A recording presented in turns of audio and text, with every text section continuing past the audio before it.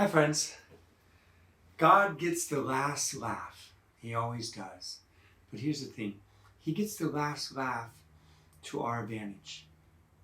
The last laugh over our enemies. And we have many in this world, don't we? The powers that threaten us and our faith and our values, our identity as Christians, those who oppose us, those who try to steal Christ away from us, and from things that cause us suffering and loss in our world. And indeed, even death itself, God gets the last laugh. Okay, so where's that in the Bible?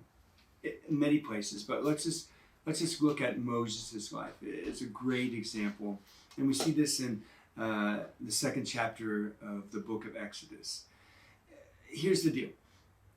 The Pharaohs have become very fearful of the Jews. And the reason why is that they become great in number. And so a Pharaoh during Moses' time, during his birth, comes up with a law. And the law is that every Hebrew child should be thrown into the river so that they can die there. This is a form of population control by infanticide. Does that sound familiar? In modern times? Moses is born. And Moses' mother tries to keep him alive. So she comes up with this ingenious, but actually it's been done before, idea. And that is she puts him in a little boat that's called an ark and puts him on the water and sends him down the Nile. Now in this case, hoping that someone would find him and raise him and protect him, right? Remember the ark? Where we heard that before.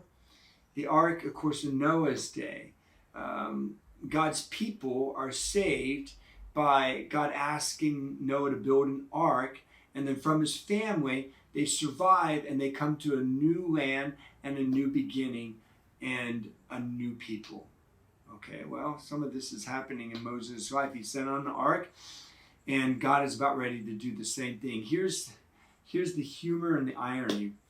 Pharaoh's daughter is by the river bathing, and she sees this child in an ark, in a little boat.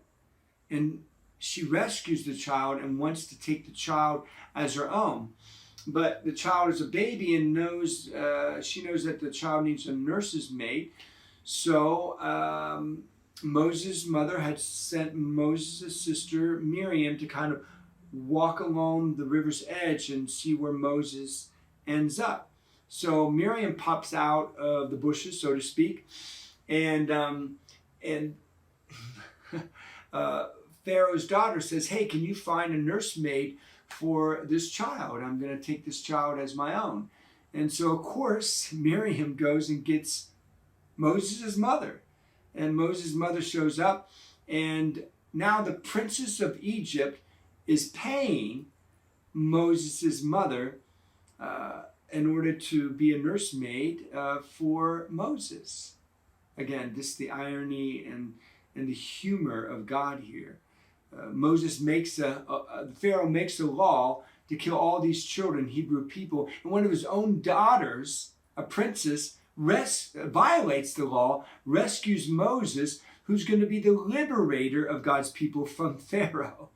And Moses doesn't lose a mother, and in fact, the princess pays Moses' mother to help her care for the child. So he remains connected to the Hebrew people, but he grows up also in Egyptian society, and there he grows to be a great leader, strong, smart, courageous, and one day as a man, some of his people, the Hebrew people, is being treated badly, and he ends up taking the life of one of the Egyptians who's treating the Hebrew slave badly.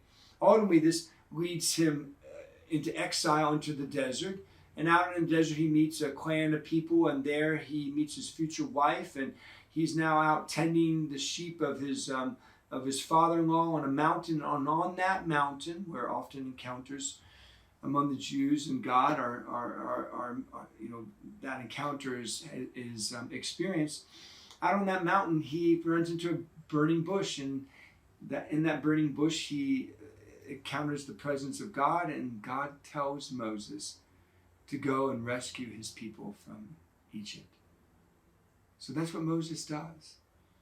And he goes, and of course the Pharaoh's heart is hardened, so there's these 10 plagues, and ultimately Pharaoh has to let the people go. Moses and the people are victorious, and they start their journey into the promised land. God has the last laugh over his enemies. The Pharaohs who were out to destroy God's people end up raising a child that is the liberator of God's people, and starts to lead them to the promised land. And all the characters that are in between all of that. Why is this important for us? Well, because the same is true for our lives who live in this same broken world. A broken world in our government, in our educational system, in our healthcare, in many of our relationships, even in our own hearts, in the way we conduct our lives. And we have enemies. Sometimes it's others, sometimes it's the enemy, Satan, and sometimes we're our own worst enemy. A lot of this is Satan's doing, but a lot of this is our own doing too, and our own choosing. But, Satan laughed when we fell from communion with God in the garden. He laughed. This is the end of the race that you God, created in your image and likeness. See what happens here? And he just laughs, right? Because he wasn't going to bend the knee to a God who had, who was going to create humanity and eventually become human. So he laughs. But then God sends a son. And it seems as if Satan in the end defeats even the Son of God. Jesus descends in hell in order to take the consequences of our sin, our fall. And all of hell, the demons and Satan himself are laughing. They think they have defeated God. But on the third day, we know from the scriptures, as God planned, Jesus ascends from the abode of the dead, and he rescues those who have been faithful to him, but who have been captive in the abode of the dead, and opens up the gates of heaven, and humanity is finally able again to have that intimate communion with God. God gets the last laugh. And we have to remember this, brothers and sisters, that when things go south in our lives, when we experience loss, hurts, pains, betrayals, suffering, sin, even death itself, like the death of someone that we love, who we think this person should have never died, this person was too young, this person, whatever, God should have prevented this. Whenever an injustice happens to us, and we think this is the final word, and we think our enemies have us, think again. God always has the last laugh. Till next time, friends.